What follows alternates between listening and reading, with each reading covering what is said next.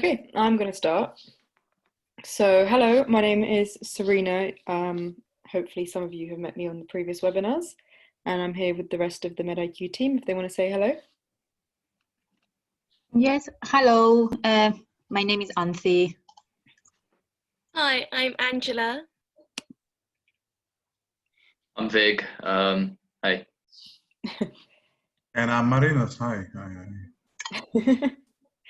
So I am in my F2. I'm doing Academic Foundation Program in EBH. And, oh, where's my slides gone?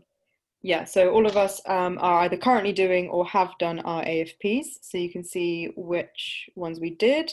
So there's 3 of us who are currently doing them, Vignesh, me and Anthi, and Angela and Marinos have done them a year or so ago. So we are part of this company called MedIQ, and we basically have either all attended or helped run courses like this in the past, but found that they couldn't really cover everything about the AFP application because there's lots of steps and stages, and it was quite hard to cover in a day. And a lot of them were based mainly in London, and we found that we're getting really good reach through this one, especially we've got people from all the way in Northern Ireland joining us as well. So it's nice that we can do this online for you guys over a few webinars. And yeah, we're just, as you have probably received our newsletters over the past few weeks, we've also got these webinars, and then later on we'll be doing some one-to-one white space question help and interview help as well. So we hope we can reach lots of people and offer lots of things, and that's why we're doing this. In terms of the overview of today's session, so the last 2 sessions, for those of you who weren't there, were all about AFP, the actual application process, how it works, the timeline. So now we're moving on to the next step, which is the applications themselves, which most of them include white space questions, which hopefully some of you have seen or heard about by now. We'll be breaking them down if not, and then spending the most of the talk talking about how you actually should be, well, not should be, but how you could be getting the most out of these questions and packing in everything you've done and standing out from all the other hundreds of white space questions the deaneries will be receiving. So that will be the bulk of what we will talk about. We will also talk about the weird questions, and by that I obviously mean the Cambridge questions, which is good because there's a few of you applying there, but the sort of general advice will be the same for all the kinds of questions. I just thought it'd be good to pick up on these strange ones in particular, and then we'll look at some examples at the end. Any point you want to ask any questions, feel free. You can just on the chat type your question, and the rest of the team will be answering them throughout. You can also just feel free to unmute and say them out loud if you're feeling brave. And you can also put your hand up, I think. So yeah, you can put your hand up and then I can also answer your questions like that. So what are white space questions? So they form the initial application process of almost all the deaneries. It's just London and Yorkshire which don't, and they haven't for quite a few years. Usually 1 to 6 questions. I think most of them are about 4 or 5. And there is around a 200 to 250 word limit, which are quite hard to find what these limits are. I think the best way is to go onto the Oriel form, from what I understand, and it will show you what the word limit is in the actual white space. It's quite hard to find them anywhere else unless anyone else has found them, in which case let us know. And they form quite a big criteria for inviting you to interview. So it's really important to pack in a lot, answer the questions quite concisely, and most importantly, sell yourself, because they'll be reading a lot of these white space questions. And the deadline this year is 4th of November. So we've got just under a month, which is a lot of time to start reading them, thinking about which deaneries you want to apply for, and start drafting them as well, because it will take a little bit of time to get them right, because the word limit's quite short. So you want to make them quite high impact in those few words. So let's have a look at them from this year. So hopefully in the, what's the word? Newsletter that we sent a while ago, you would have had the link to the AFP website, which has all these resources. So it has all the white space questions. They've been released for this year now, and they're all sort of in this format in case you haven't seen them yet. So they're all divided up into their academic unit of application, which we spoke about last week, which is basically just another word for deanery. And all the questions are listed here. So I'm not going to go too much into them specifically, but just to show you what they will look like. As you can see, most of them are about 5 questions. We've got East Midlands a bit rogue here with just the 1. London doesn't have any. Northwest, I think a few people said they were applying to, so there's about 3 there. And yeah, I won't go through these in too much more detail. It's a lot of words, a lot of questions, and it's quite a big task. But as with most big tasks in life, the best way is to just break them down and make them as simple as possible so that you can spend the time actually answering them rather than worrying and stressing about what you want to say. So, how to break it down. Another link we had in our newsletter was the Academic Compendium. I think that's how you say it. So it's basically this booklet about what they are hoping that one would get out of their AFP, what kind of outcomes should be achieved. It's not a definitive list that you must achieve all of these things, nor is it an exhaustive list that you can't achieve anything else. It's more sort of suggestions for the kind of things they're hoping for you to get out of your AFP. And they're largely divided into 3 domains. And I've gone with the colors they've picked in the compendium. So this brownie one is all the research-based outcomes. If you've got the compendium open or can open it quickly, it's probably a nice time to flick through it to see what I mean. There's also the medical education outcomes, which is in this reddish pink color, and leadership and management outcomes. So like I said, you can achieve some of them, all of them, none of them, but that's kind of a rough guide for what you should be getting out of your AFP. So it's a good thing to think about these things when you're answering your questions. And I've also included a 4th category, which is why AFP. So I think between these 4 domains, you can break down pretty much all of the questions that are focusing on one or more of these things. So if we just look at the first 2 pages of questions, I've gone with the same color scheme, and you can see that there's very often common themes are coming up. So you can see Cambridge is quite researchy, leadership, a lot of research with East Anglia, as well as YFP questions. You can see here EBH straight away is striking as quite a sort of teaching, medical education heavy. So once you've picked your deaneries and had a look at the questions, do try and find out exactly which domain that each question is asking about. And the reason that's a good idea is because then you can start answering them very specifically.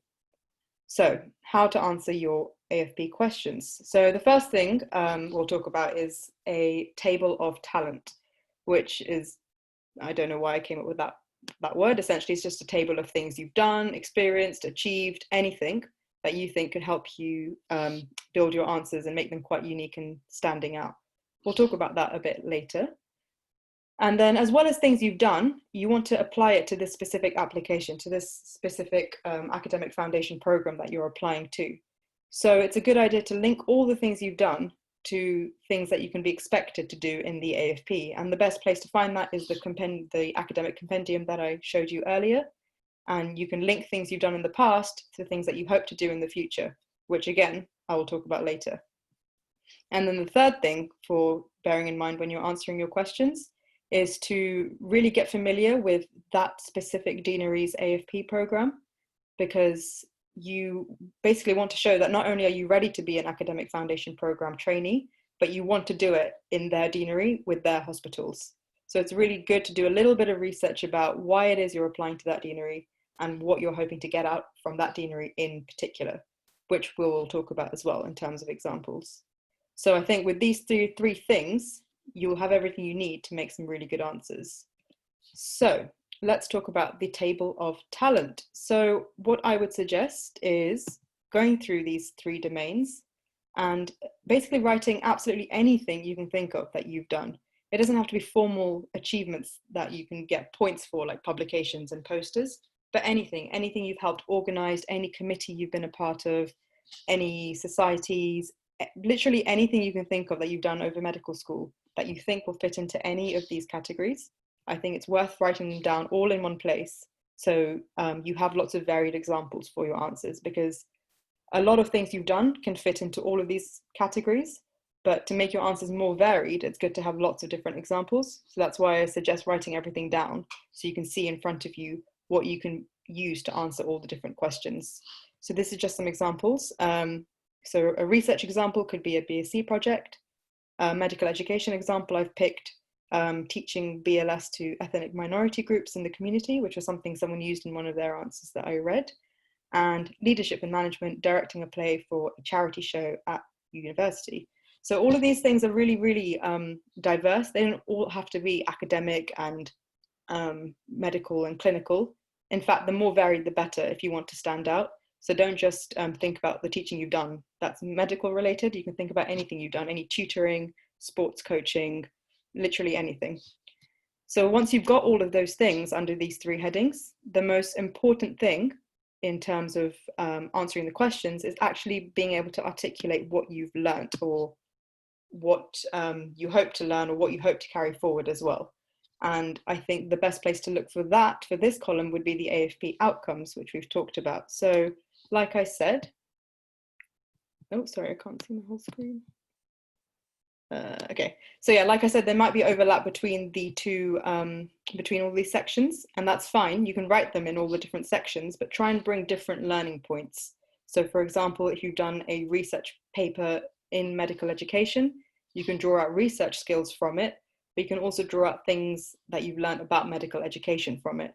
And therefore you can talk about it in different ways, depending on which question you're answering. So that's why I think it's a good idea to kind of write it all out like this first. So if you look in that handbook, it has various things under the research, education and leadership categories. And I've just written them all out here, but you can see these in the handbook as well. And these are the kind of things you can draw from the experiences you've had. So if you've done something research-based, you can talk about in your questions or in your answers about how you learned about applying for funding or ethical approval, or how you learned about presenting at scientific meetings or developing the study protocol. These kind of specific things give you talking points for answering your questions, rather than just saying you did it. It gives you something to talk about to show that you understand what's expected of you from the AFP and what you hope to bring to the AFP as well. And I've done the same thing here for medical education and leadership and management. Because it's very easy to say all the things you've done. It's very easy to list everything you've done, but it's quite hard to then articulate exactly what you gained from the experience. And I think this handbook has all those answers for you that you can then spin and put into some kind of your own words. So definitely have a look at all of these things under the three categories.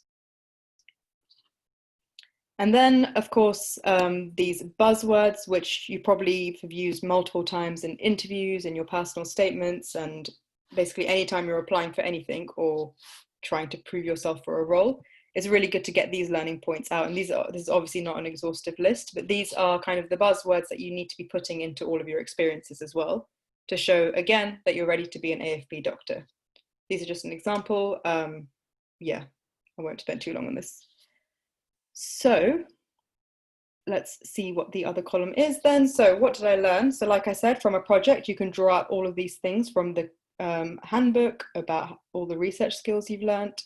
From teaching, you can bring out all of these things. So I brought out, for example, learning to design a curriculum, different methods of delivering teaching, adapting your communication, so communication skills. And then from this leadership example, I've brought out firstly that you've learnt about leadership, collaboration, teamwork, but then also how you had to balance your clinical duties with other projects. And then you can link that quite nicely to the nature of the AFP as well. So yeah, I think it's really important to fill out this column and try and keep all of the learning points varied as well, so that they can suit the three different types of questions. And then finally, which I think is the most important part of answering your questions, is actually linking each thing to what you want to do in the future. So not only what have you done and what have you learnt, but how is this relevant to what you intend to do? So basically, how will you take learning forward into the AFP? How will the skills you've learnt translate into the AFP? And basically, how are you a candidate that's ready to do this AFP, and why should they pick you specifically? So these deaneries are going to be reading tons and tons of questions. They want reassurance that the people they're either accepting onto the program or asking for interview have demonstrated that they are going to be able to deal with the AFP, because there are drawbacks. You've got less clinical exposure. You're going to be balancing a lot more things, as well as meeting all your clinical competencies. You're going to want to have some sort of output from your AFP as well. So they want to know that not only have you had experience of balancing these kind of things in the past, but you're ready to do it again if you were to get the job. So that's what you need to draw out from your answers. And that's what I think will make you stand out as well from other answers that are just sort of listing what they've done. So this very important, linking the past to the future. So I'll just show you some examples of how that can happen. And this is also where you should bring in your kind of deanery specific points as well. If there's something specific about that deanery you like, or something specific about that deanery you're looking forward to, this is where I'd bring it in when I talk about linking your past to the future. So we've talked about our examples, what we're learning in the research section. In terms of linking it to the AFP, I've said, so this has shown me that I've got the skill set for designing and presenting research. I aim to develop this further by learning to write for publication during my AFP. Similarly, with this teaching example, I've said, I've learned how to adapt my teaching to different clinical environments, and I look forward to transferring this skill to teaching at the bedside as an AFP doctor. And then I've also linked it to some of the deaneries that offer PG Cert, like EBH, the one I'm in. So I will further improve myself as an educator by learning more about the theory of MedEd through the PG Cert. And that's quite nice because, like I said, it's very deanery specific. And then lastly, with this directing a play, yes, we've talked about everything we've learnt, but then you can also throw it forward and say this mirrors the nature of the AFP in terms of balancing clinical and academic duties. And you've also learned how to collaborate with other members of a team to achieve better results, for example, in terms of a team in a research group that you might work with in the future. So I think this is the extra layer that you should be adding onto your answers to make it stand out a bit more.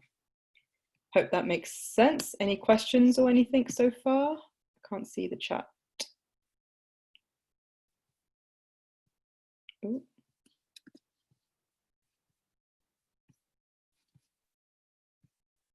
Okay, no, cool. So what kind of things can you draw out from the AFP program? So again, this is just some examples. You can draw out the fact that you're looking forward to some formal MedEd qualifications, the fact that it's quite independent and self-directed. You can demonstrate that you've shown that in the past and that you're willing to do that again, that you've got research skills in terms of lab-based or patient-based, or skills in presenting or publishing research. You've had previous teaching and leadership roles that you're looking forward to having in the future. Showing clinical competencies. So if you've got any academic achievements, to show that you're sort of quite competent and able to achieve all your competencies in less time, that's a really nice link to draw as well. So again, this is just some examples, but really to try and think about your deanery specifically to make it a slightly better answer. And that's just what I put here. So examples are, do the deanery offer certain qualifications? Is that place that you're applying to known for research you're interested in?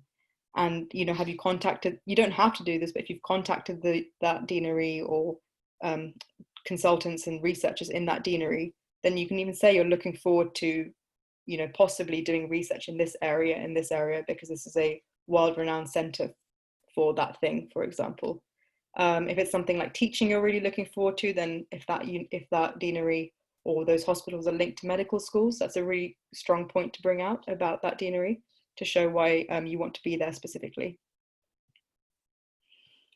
So I think we've got a question. Yeah. Yeah, so yeah, that means there are no white space questions. So in that table, for London, it said NA, and Yorkshire, it said NA, I think. I didn't know off the top of my head what Northern Ireland said, but yeah, NA basically means there's no questions. So, okay. So hopefully, after you've had a sit down and thought about what kind of things you can talk about with MedEd, leadership and research, it's time to now formulate all of that into an answer. And with the answers, like I said at the beginning, you've not got many words, only about 200 to 250. The people who are reading the white space questions are going to be reading tons and tons of these, and they want to read direct answers, concise answers, and most importantly, answers that are answering the actual question. So it's very, very important to think about how you want to structure your answers, to pack in everything valuable and everything impactful into a way that's easy to read and that sounds impressive. So this is something I used, and I think a lot of people have used this with their white space questions in this group, and this is the STAR method. So it basically builds on the table of talent and shows you how to formulate that. So the situation and the task is quite simple. It's kind of stating your achievement or experience. Action is very important because they need to know what your specific role was in that. So if you're just talking about a project or a teaching series that you set up or anything you did, what was your actual role? And that's important because then you need to talk about what you achieved within your role in that situation. So what was the outcome? What did you learn? Did you overcome any problems? And most importantly, which I've highlighted again, is what will you take forward into the AFP? And this is the most important reflection they should be aiming to get out of most of the things you mentioned in your white space questions. So yeah, I think that's quite a nice way to kind of summarize everything. So let's have a look at some examples now. So this is a question, I think it was in the EBH questions, possibly. So please describe your previous relevant teaching experience and achievement as a teacher. So I am passionate about medical education and regularly teach my peers at medical school through self-organized tutorials and by tutoring for our medical society education programs, where I consistently receive good feedback. I've also been involved in teaching in the simulation center, which has given me experience of teaching in a different clinical setting. Any comments from anyone, please, on the chat? What do you think about this answer? What's good, what's bad, what would you add?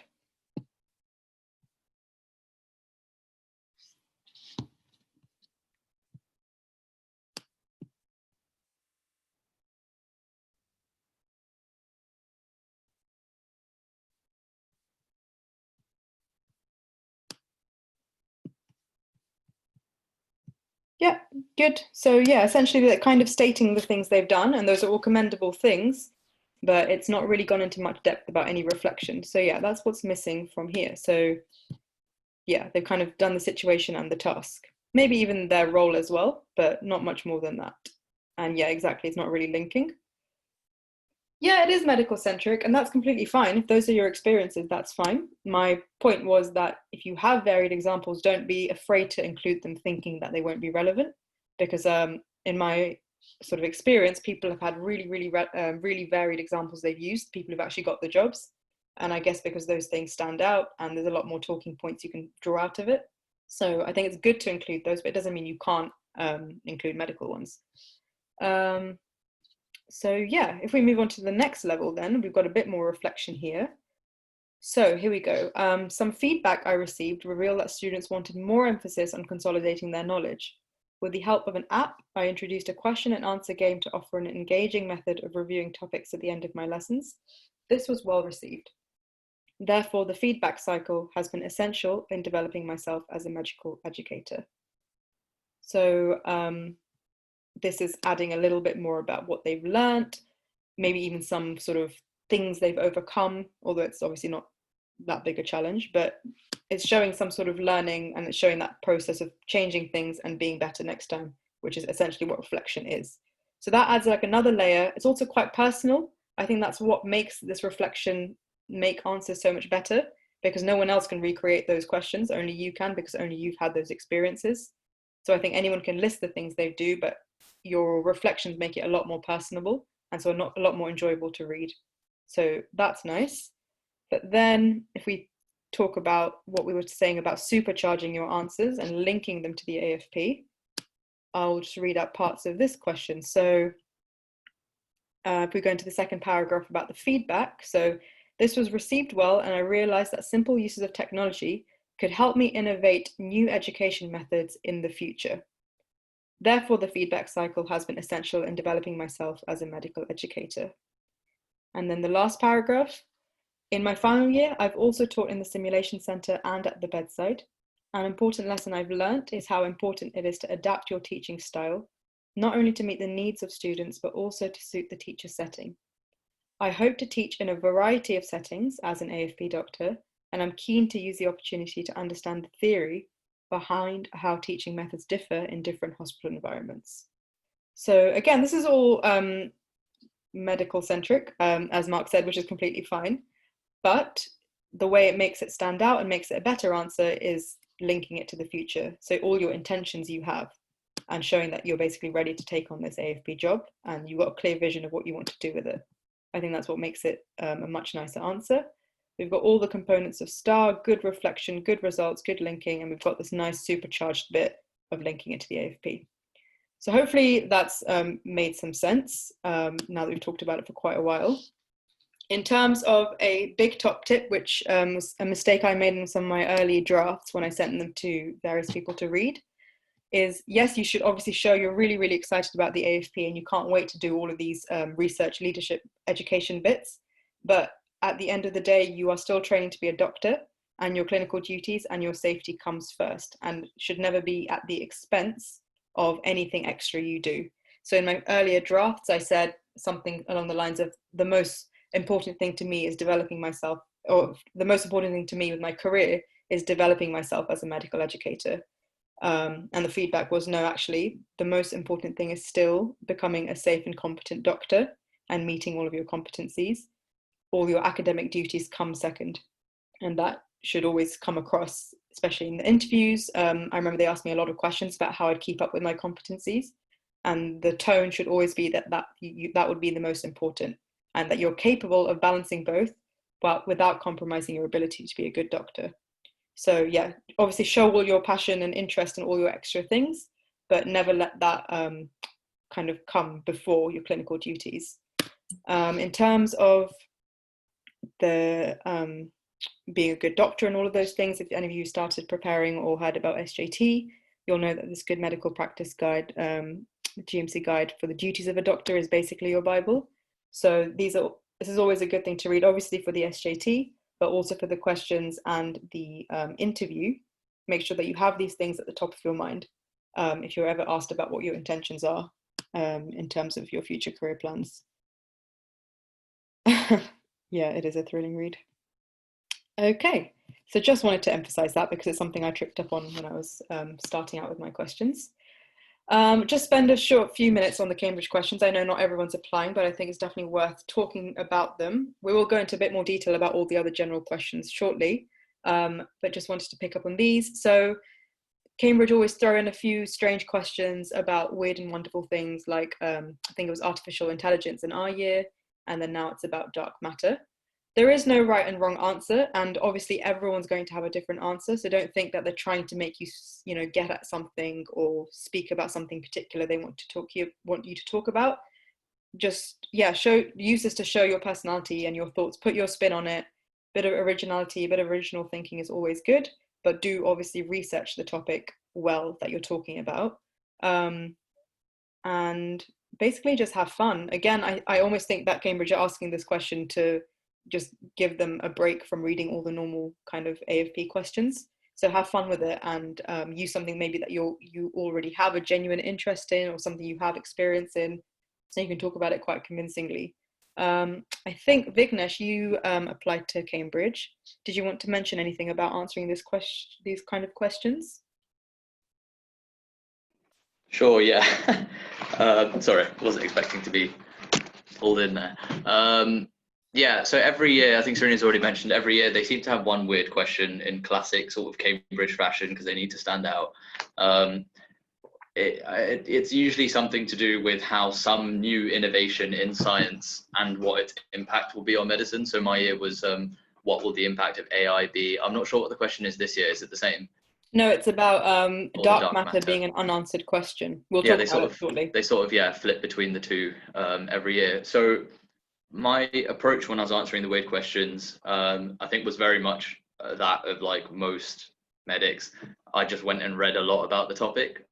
So I didn't know a huge amount about AI. I don't know how many of you know a lot about dark matter.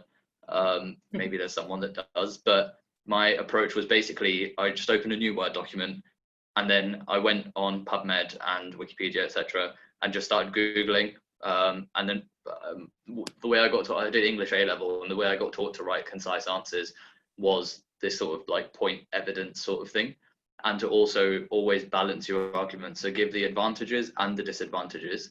So I just made a table on a Word document, and I put positives of AI, negatives of AI, and then I had a third column which was relevance to medicine, and then a fourth one which was relevance to my AFP. It was quite difficult to find things in terms of relevance to my AFP. I had to like really think about how I could link AI to AFP. But I just mentioned that I was really interested in, so I'd mentioned in terms of collecting research that AI is a great way to, so it's a massive like data bank. It's a great way to conduct research, and it might make doing things like audits, etc., much easier in the future. I just sort of linked it to my AFP like that.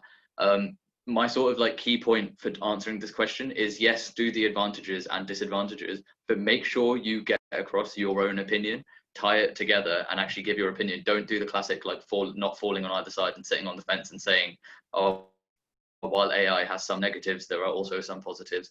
Actually give your own answer at the end. And again, at my interview for Cambridge Later, they brought up this question and they asked me to explain my thoughts on it in a bit more detail. So they don't, I mean, everyone can research what the positives and negatives of AI are. And I guarantee you that all of the people that applied doing the question, 90% of what we wrote was the same in terms of advantages and disadvantages. It's the key bit at the end, which is your own opinion and coming down on one side or the other, that really makes you stand out. So the question this year is actually about how dark matter is an unanswered question, and can you give examples of other unanswered questions? I've got it later on in the slides, but it's a little bit different in terms of pros and cons, I think, because the one you had to do was like give your opinion on this thing. This one is like give an example of an unanswered question, which is quite vague, but I definitely agree it needs that kind of research, and ideally if you can link it to the AFP and the deanery, that'll be solid. No, exactly. And I mean, with things like that, I mean, already just thinking off my head, I'm sure you're going to go into it in more detail, but it reminds me of the BMAT essay that I had when I was applying to med school. It was something about like scientists are people that ask the right questions, not people with the answers. So you can link anything to do with unanswered questions to do with any aspect of science, and then link that to you guys doing research, answering questions, like et cetera, et cetera. But yeah. So let's have a look at a few examples. Thanks, Vic. So this was the one that was during our year. So I just wanted to use the example to show you how to answer these questions. So will AI be good or bad for medicine? Quite open-ended. I'm not going to read this out, but if you guys have a read and then let me know your comments on the chat. Anything that's good, bad, interesting, something you might be able to use when answering questions, let me know.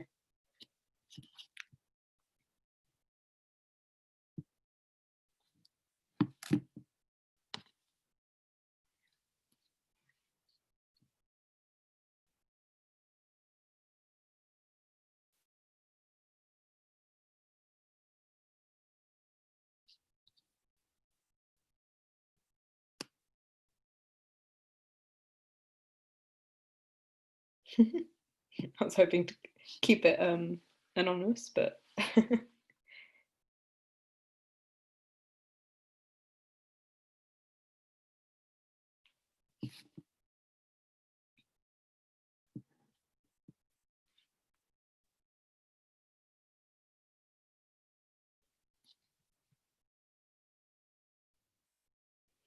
any comments at all from anyone?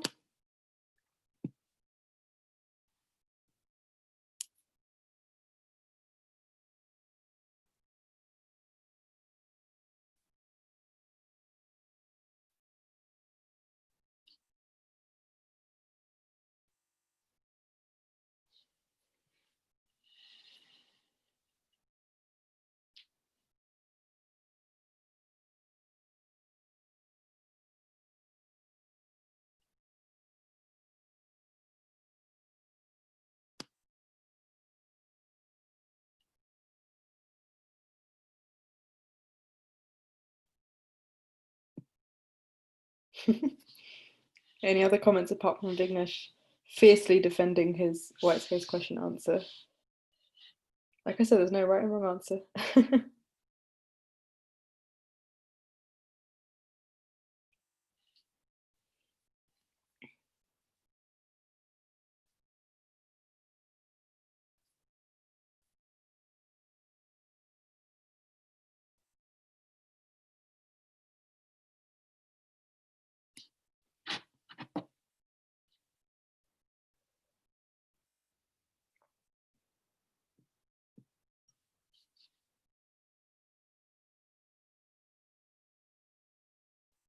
Anyone want to say anything so we can move on?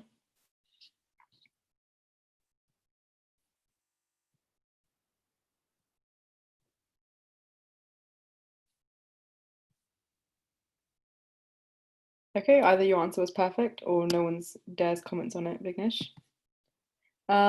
Let's have a look at a dark matter question. So this is the question for this year. Understanding the nature of dark matter is an example of an unanswered high priority challenge in astrophysics. Please give an example of an unanswered high priority challenge in medicine and explain the reason for your choice. So I just included a couple of examples to show you the kind of things people answered last year, just to show you the variety. I've got 2 examples. So this one, again, don't have to read the whole thing, but they've gone with the utilization of genomics to deliver personalized care is an unanswered high priority challenge in medicine. And they've gone so remember what I said about making sure you do your research. The second paragraph is almost exclusively research that they've done in terms of what the current papers are saying, in terms of what the current uses are. So I think that shows like a really good solid bit of research, the background research you've done on the question, which is good. And then I like the last paragraph as well because they've gone into advantages and disadvantages, so making it a bit more discussional. So I think that's what they're basically looking for. They're looking for like a very, very small essay. So a little bit of research, a little bit of argument, and your opinion, all in 250 words. So I think that's probably the best way to approach it, as Vignesh was saying. Then this was another example. So someone used Alzheimer's disease.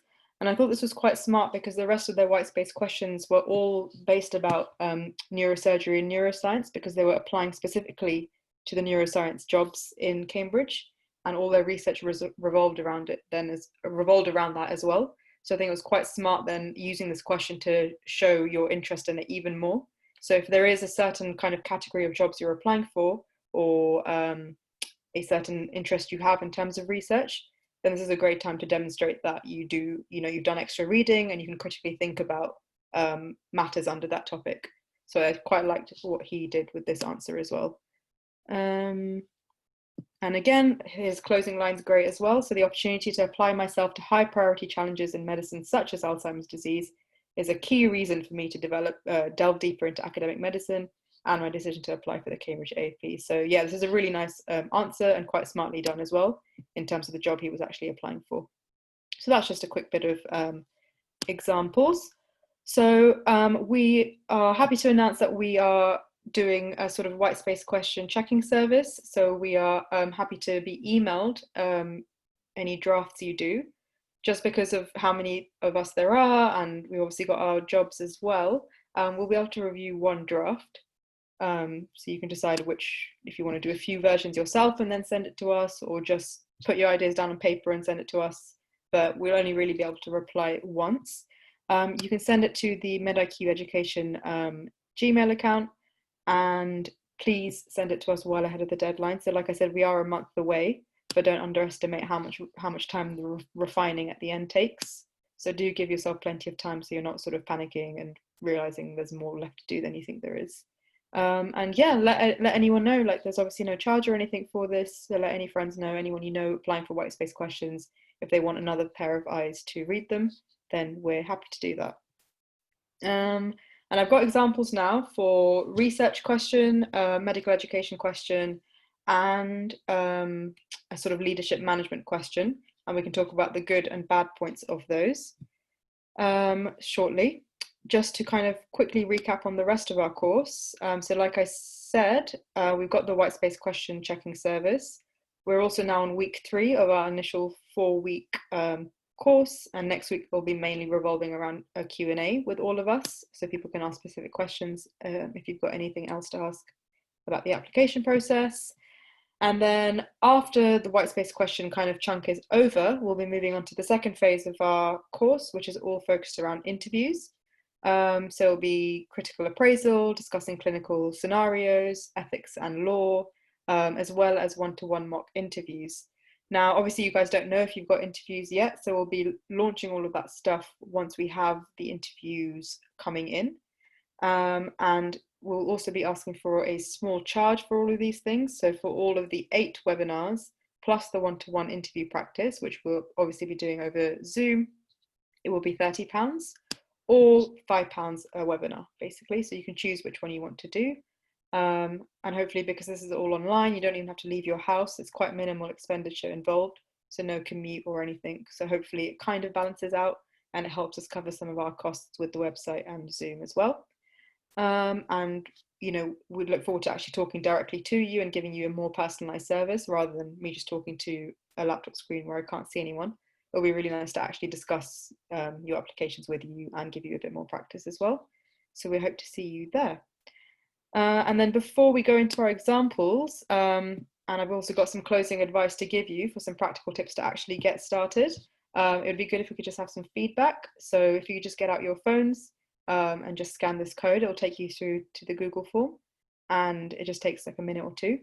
And then we'll close by talking about the examples and just giving you a bit of last advice to give you before you make a start. So I'll give you a few minutes to do that.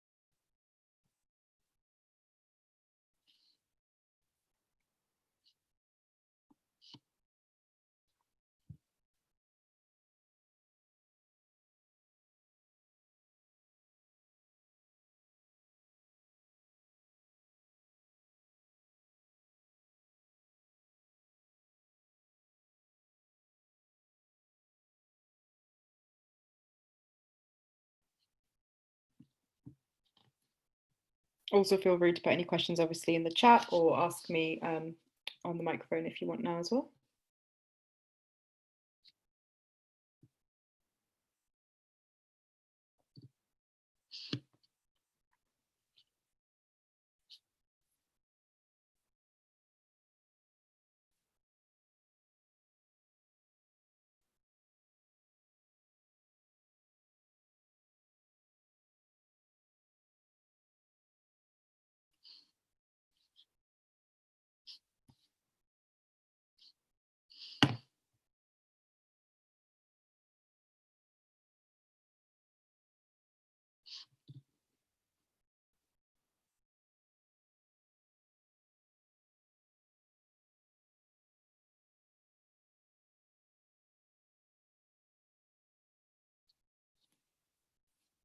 Okay, so I'm just waiting for a few more responses to come in before we move on.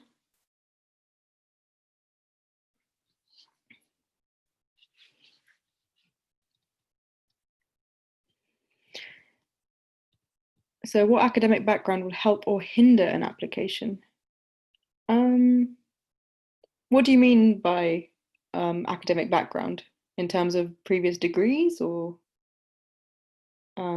previous jobs? Exam results, okay. So like we covered in the last couple of weeks, only London explicitly tells us what the weighting is on exam results in terms of deciles. They have an explicit decile cutoff. They only have it as far as the year before. So if you're applying this year, you don't know what the cutoff is, but you can look at the last cutoffs and have a rough guess. I think from my top of my head, the last few years have been somewhere between second and fourth decile is their absolute cutoff for inviting you for interview. No other deaneries have stated that they have decile cutoffs, nor have they published them anywhere, so we don't know. But from sort of empirical data, like asking people around us, it seems that there's quite a variety of different deciles. So all the way from first to sort of 8th, 9th decile, there are people who've been successful with AFP jobs. So it doesn't look like there's any clear cutoff from the other deaneries. In terms of my experience with EBH, they definitely were a lot more keen on everything else you've done, especially with your med ed side of things. And I don't think they've really put much emphasis on deciles at all. In terms of research experience, anything helps. Nothing hinders as far as I know, unless anyone else can think of anything. Again, obviously things like presentations, publications, and posters are kind of tangible outcomes, but just the experience itself, that's the good thing about the white space questions. It's not just, you're not just entering sort of a form and getting points at the end. You can actually really discuss and reflect and talk about your experiences. So even being part of a research group, or part of some data collection, or even something quite like soft like that, you can get a lot of learning points out of. So don't worry if you don't have tangible outcomes, but there's nothing I can think of that will hinder you as such.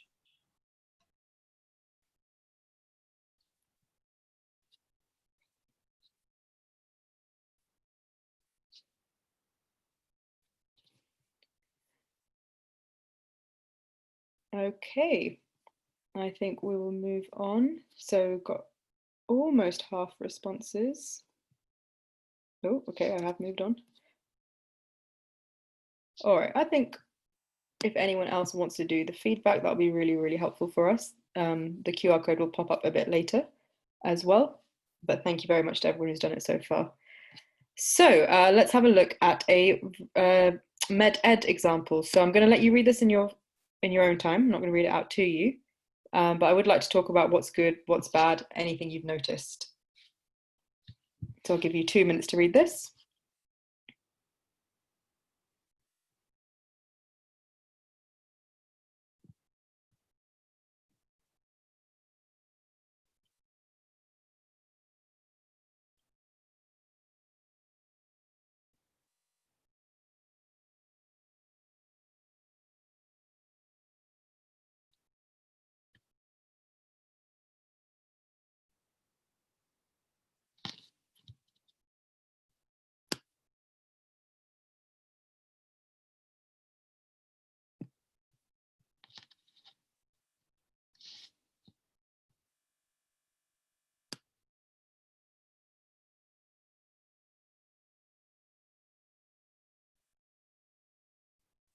Oh yeah, I know all the final year SSCs got cancelled, didn't they?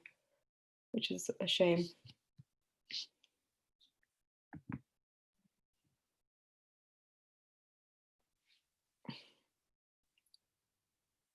Any feedback on this answer?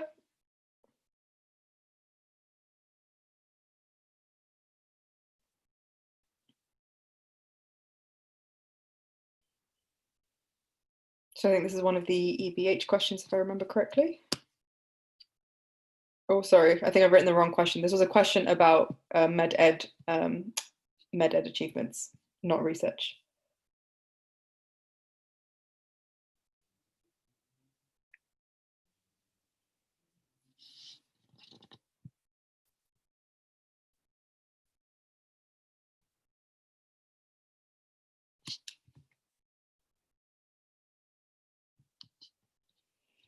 Can I unmute people and ask them to answer? Is that a thing? I think you can. Okay, I'm going to ask Mark because I feel like we're friends to begin the session. I don't think I can unmute him though. Mark, can you offer your opinions on this answer? It's a tad medical centric. Oh, you like that phrase? Okay. No, a mess.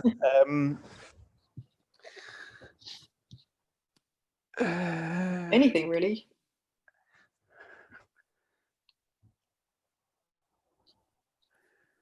It seems like a strong answer.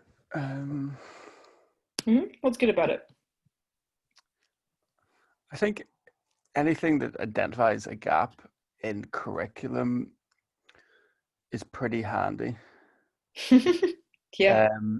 Because, of course, well, there are many gaps in the curriculum, but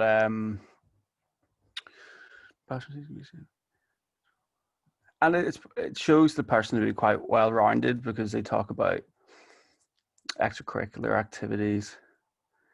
And then, yeah, it's a pretty well-rounded question answer, I'd say. Yeah, I agree. I also like how he's used all the different examples as well in the last paragraph, and that's why I think making that table is so useful. So you can actually see in front of you how many things you've done that you might have forgotten about. And then I think the best things are the fact that he's obviously linked it. So he's linked his training to teach thing that he's done in the past with the PG set he wants to do. And all the different types of teaching experience he's had has taught him to adapt teaching appropriately to the audience, which he thinks will also help him with the AFP as well. So I think that is a really well-rounded answer, good examples, good reflection, and good linking. Cool. Let's move on to a research example.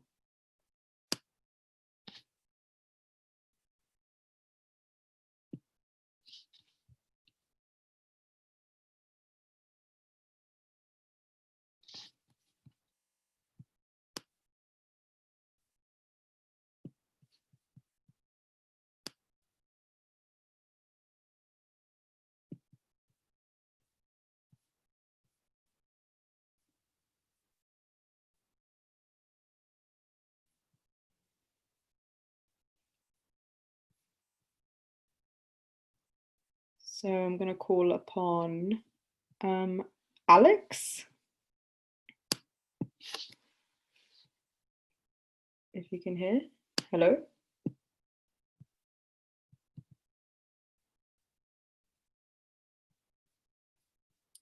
Alex, are you there?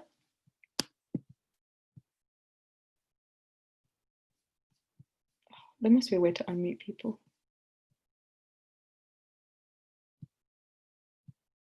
He's in a library. Oh, okay, fine. Fair enough. Got out of that one then. Okay, anyone else want to come forward? I realize I don't know where anyone actually is.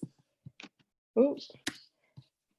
Well, in terms of why I like this answer is that, remember what we were talking about, linking it to the specific deanery in terms of when you're trying to supercharge your answers.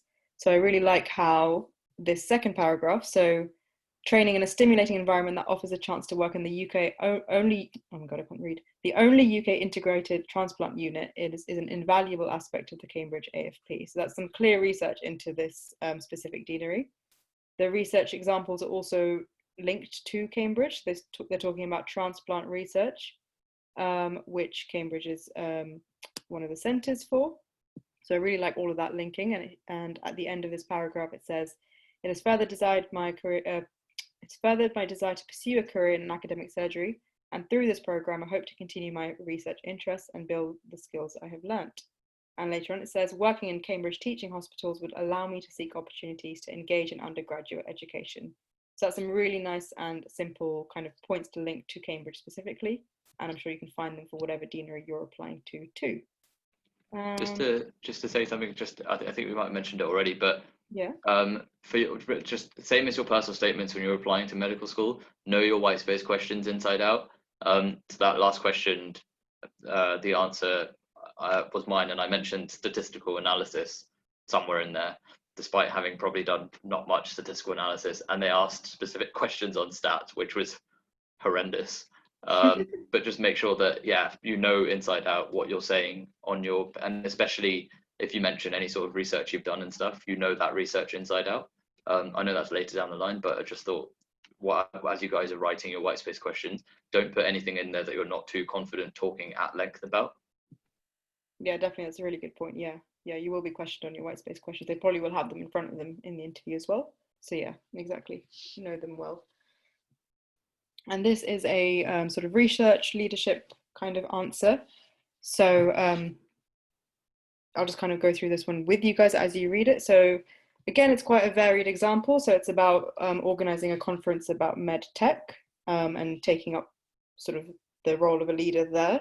So I took up the challenge of organizing a conference track.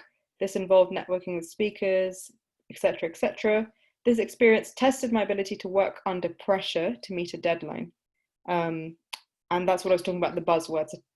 Draw these things out of experiences you've had and things you've learned. I think the best thing to do with these questions in terms of being unique is to tell your story. No one else can tell stories about things you've experienced. So going into being reflective, talking about challenges, things you've overcome, things you think that went really well, things you've learned, these are all telling a story, and a story that no one else can tell. And that is ultimately the best way to stand out. So, you know, really do go into little details and things that you can pick up from that you think will be interesting talking points and interesting for the reader to read. It doesn't have to be robotic and all about medicine and all clinical or academic. At the end of the day, you want to grab the person who's reading their attention. So a particularly testing time was when 3 competitors in the industry did not want to appear on a panel together. I took the initiative, made decisions, adapted the program. So these are all these nice buzzwords that you can bring in. And then at the end, this experience taught me about leadership, management, and teamwork. I look forward to building on these transferable skills as an AFP trainee. And then now we've brought it all back to the AFP. So I think that's a really nice template you can use for basically most of your answers. So yeah, hopefully these examples have shown you different ways to use the things we've talked about today. And just to finish now, so in terms of closing advice, what to do between now and the 4th of November, if you are applying to one of the deaneries with white space questions, would be firstly to obviously read the questions, which I've not written here, but then break out those domains from those questions and make your tables. So your research, medical education, and your leadership tables. Link them to buzzwords and things from the academic outcomes in terms of what you've learned. And then just start, because you know your first draft, you're going to have loads and loads of drafts, and sometimes just starting is the worst thing, and you build it up a lot in your head because you want it to be perfect straight away. It's not going to be perfect. You're going to go over the word limit. It might sound a bit waffly and not to the point, but just get it out there on paper, and then the refining will come later. In terms of helping you refine and helping you answer the question specifically, I think STAR is great. And make sure you do answer the question. If they're asking about research, education, whatever, if they're asking about your your best achievement, or if they're asking about what you hope to get out of it, make sure you pay attention to the specific language they've used in terms of how you want to answer it. Use as many varied examples as you can and really sell yourself. And yeah, get few people to read it for you, not too many, because otherwise you'll just have so much feedback coming from everywhere, and that can be a lot more stress than it's worth. So get, just 2 or 3 people that you trust, that you want feedback from, get them to read it, and do that all in good time. Definitely not sort of in the last couple of days, because it will just be a bit of an overload, and then you might change everything you've written and it'll be a lot more stressful. So basically just do it in good time and don't send it to too many people. So that's it. And then one last top tip is something I've actually carried with me forwards ever since I was writing my personal statement for med school. Every time you write something about yourself, and even in the interview, every time you state something about yourself, just imagine the other person immediately saying, so what? Why have you told me this? What are you trying to show me? What are you demonstrating to me about yourself, about your skills, about your qualities, and about what you're going to bring to our AFP program? Always imagine someone questioning you, and that really helps you draw out a point to what you're trying to say. Because you've got so few words, every word needs to be intentional, and that you've put it in there for a reason.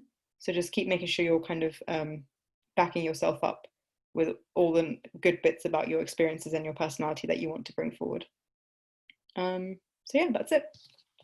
Any other questions, please ask, and we'll be here for a few more minutes to answer them.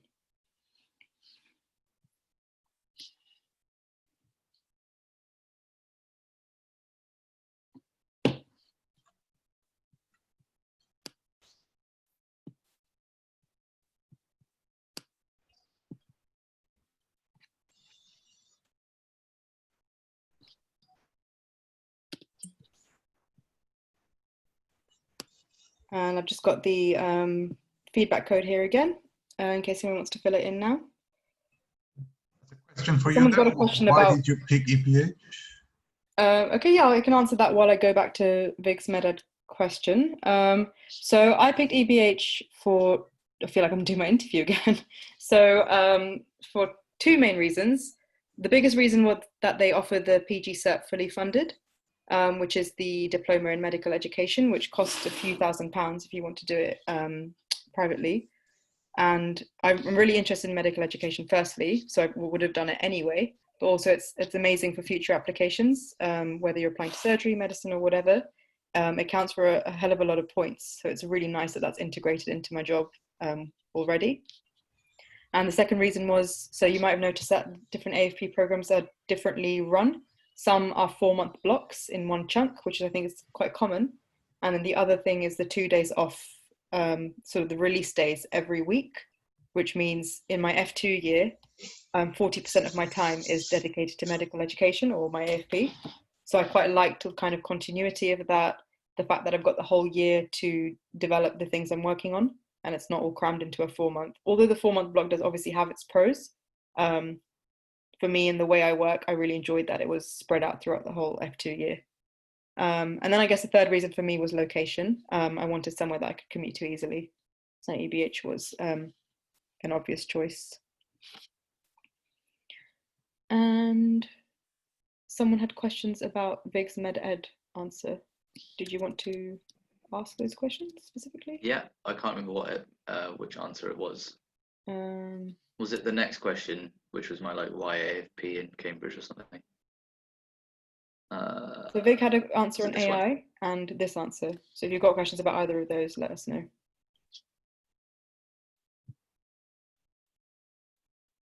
The question about best med-ed achievement, was it This is this? someone else's answer, actually. Yeah, I mean, oh yeah, big disclaimer, maybe I should have said that. We're not obviously giving you a prescription on how to write your white space questions. Everyone's going to have their own take on it. This is kind of looking at all the white space questions we've read and all our experiences we've had, and in terms of the way they asked us questions in the interview, what kind of things work and what kind of things they're looking for. That's what I'm trying to bring to the forefront here. You have to bring your own spin on it and your own style of writing, etc., of course, but I think it's just trying to avoid the mistakes of just listing things and thinking that you've answered the question, because that's quite easy to do and quite intuitive to do, but it's not exactly what they're looking for. They want to see some sort of personal development through it. So of course you can, yeah, like this, this person's listed all the things. I think that's got its own effect. Like, look at all these other things I've done, and look at this learning point I got from all of these things, and look at what I'll bring to the AFP. I think there was a reason he listed all of those things, but your whole answer shouldn't just be superficial lists, is what I'm trying to say. There needs to be some personal and professional development shown through every answer, if that makes sense. Yeah, I mean, you're limited to 200, 250 words, and even if you guys want us to talk about one thing in depth, a lot of your space gets eaten up. So you basically only have sort of like 2 sentences max per like thing you want to do. If you've got a fair few things to mention, even if like Sarita's mentioned, they're not like tangible points worthy things, it's worth mentioning them. And then as long as you show that you've learned something from it and then linked it to the AFP within that sort of scope, you don't need to go into too much more depth than that. That's what the interview's for. So at my Cambridge interview, they literally picked out bits and they were like, can you expand on this? Why did you say this? Or they just asked me the white space questions again, like word for word. And you were just able to talk. So you'll have more time and scope to sort of discuss it in depth in your interviews. I guess the white space questions are more about selling yourself. Yeah, succinctly. Exactly. In terms of my med-ed project, so one of the interview questions was, what ideas do you have? So it's definitely a good idea to have a think about the ideas, even if they're quite vague and just sort of little seeds of ideas. At least have some, as with the white space questions, the whole point is that you're showing an intention of doing this and bringing something to the AFP and being ready to do the AFP. You need to have that intention quite strongly, but that doesn't mean you need to have your whole project planned out, your supervisor sorted, all of those things. They just want to see intention. So yeah, if you have some ideas, that's great. You don't need to have them. In terms of how it actually works at EBH, it's super, super independent. There's actually not really any formal supervisors. You can reach out to people that you've made contacts with, or that you know are interested in things that you're interested in, but there's no actual structure and no one telling you really what to do and when to do. And everyone's doing really different things in my deanery. So I'm kind of going with the lots of mini projects. So something like this is part of it. And then also working on my own portfolio. So if I want to apply for surgery, I'm using the time to work on things like related to that, as well as medical education things. I've got a few other ideas in the future that I might pick up related to medical education and developing my own teaching programs. Someone else has made an SSC for King's University that they're running with the help of someone they contacted in the specialty they like. Someone else has made a sort of case-based discussion website that they're launching and asking F1s to use. So it's really, really varied. There's no real one way to do it.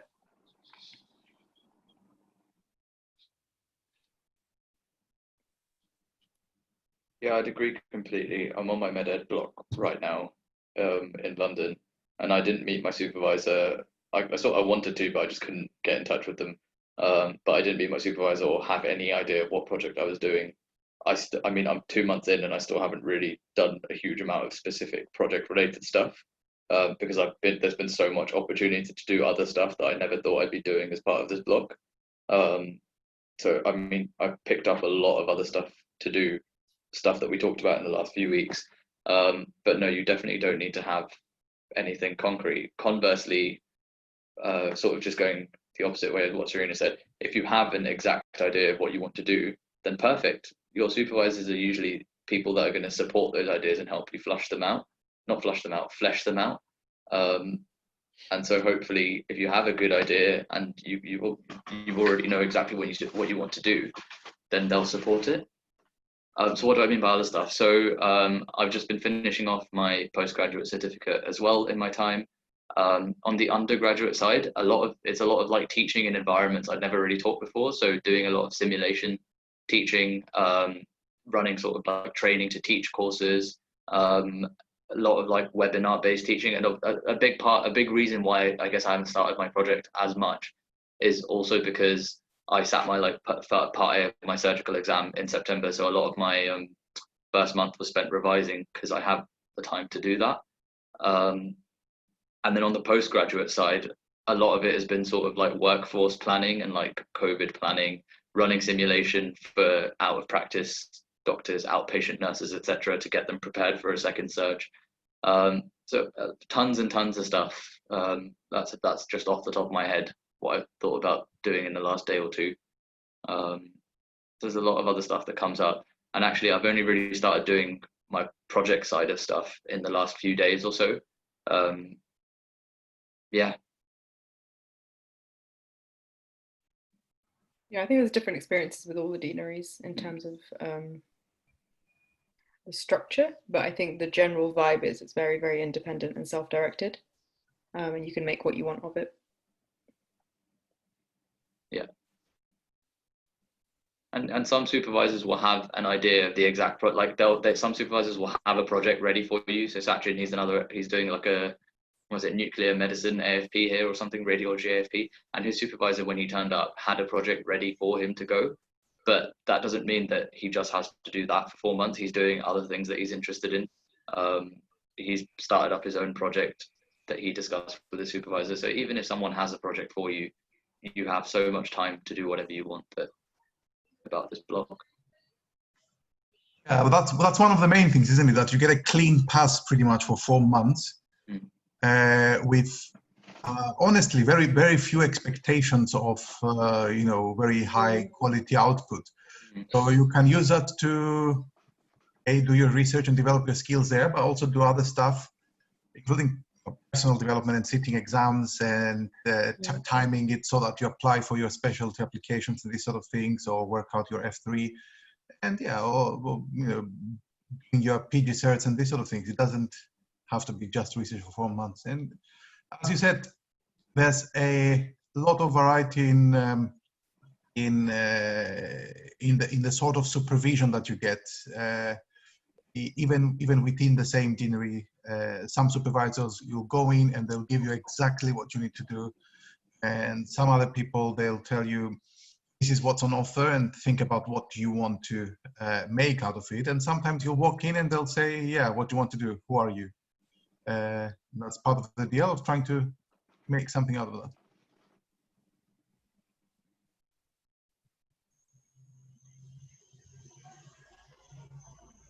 Any other questions? I mean, there's not many of us. If you guys want to unmute if you're not in a library and talk to us, show us your faces and voices and all that.